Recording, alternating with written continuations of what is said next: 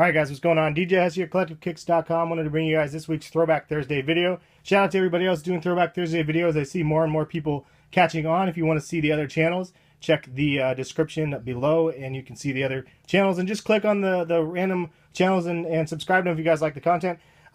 Today I have a pair of Jordans that I wanted to show you guys for this Throwback Thursday. And it's probably arguably one of the ugliest pairs of Jordans in the numerical series. I'm kind of on the fence. It's not my favorite by any means, but it's not the worst either in my opinion. Let's go ahead and open the box and I'll show you guys a little bit of stuff. So you can see here's a throwback retro card right here. DS, VNDS shape with the retro card. I love these things, man. As a newer sneakerhead from years ago, these were like pivotal for me to learning which numbers were which in the numerical series. I always got them confused, some of them, and I just wanted to know which ones were which. Because there's a lot to remember. I mean, especially if you just come into wanting to know more about sneakers and there's 23 essential like models, and then on top of it all the colorways and the names, it's overwhelming. So this is kind of a nice little quick cheat sheet that they had. They need to bring back the retro cards. They need to sign a petition or something like that, have them bring back the retro cards. But there's the picture of the retro card right here, and I mean the picture of the retro in the card, I guess, if that's what you want to say. Receipt right here, $158, as you can see, was the cost plus, well, including shipping. And then here's the sneakers right here. So drum roll please, just kidding. So check these out. So these ones are, again, probably arguably one of the ugliest pairs of Jordans out there. I don't know, man, it's tough to say. Some people definitely don't like these. I actually thought they were pretty cool, especially when they came out, but as like the times change and everything, I'm like, oh, they are kind of ugly if you look at them. But there's a lot of aspects of these sneakers that I really do like, though. And I actually used to have a couple pairs of these from back in the day that were samples. I had a pair that was an unreleased colorway. It was blue, like obsidian blue and white, and I got it for $20. So back in the day, Nike used to do these things called sample sales on campus, and employees would be able to go to these sample sales. I think they still might do some of them, but just not to this extent, at least as far as I know. But they would have sample sales, and I remember in particular a girl that I knew invited me to go to one of these sales, and I saw all these sneakers there. It was crazy, and I'm sample size 9, so it was like crazy fun for me to be able to go. Anyway, they had a pair of these ones for $20 in the blue and white unreleased colorway. I also had a pair of Pippin 4s, I think, that I got unreleased, and they were like $20. It was crazy. I also had a pair of the Mules or whatever, so it's like the slide-on weave with the 15 bottoms. I think Jumpman Bostic has a pair of those. I got those as well for I think $15 or $20. It was just crazy. T-shirts for like $1 or so. I mean, it was always a fun time whenever they had the sample sales. But anyway, those were the glory days. Nowadays, it's nothing like that. But these ones are ones that I wanted to show you guys today. Part of the reason there's a dual purpose as well. Do you guys remember the Jumpman website, Flight Club? I believe it was called Flight Club.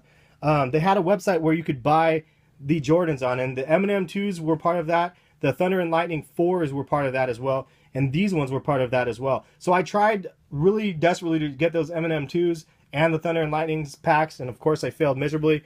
This is one of those shoes that they had available on the site that was just still on the site. So I loved it because it was all black with hits of red, kind of that original colorway of Jordan 15s, and I guess just the Jordans in general with the black and red. So I was like, yeah, I needed these because I wanted to complete the 1 through 23 collection. So this is the one I ended up picking up. I really did like and do like the side paneling of these shoes, how it wraps like this. I think that looks really slick.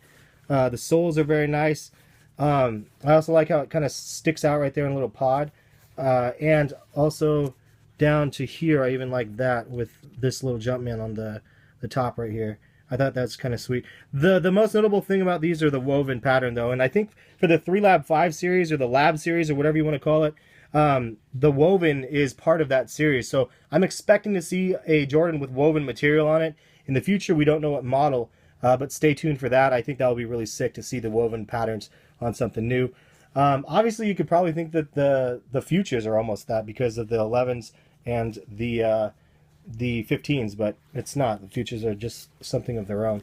Anyway, you can see the tongue is definitely the thing that people, I don't know, at the time it was cool because it stuck out and it was just different, but now I'm looking at it, I'm like, it looks kind of weird looking.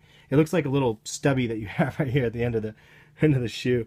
But also, I remember there was a couple other pairs of shoes from back in the day. I believe it was like the Jordan Swift, And then there was another one, I can't remember the name, 3% or something, maybe not that one.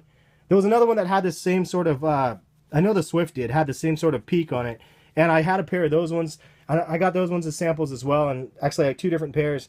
And I wish I could find them again because there was just such a crazy looking sneaker. But it is what it is.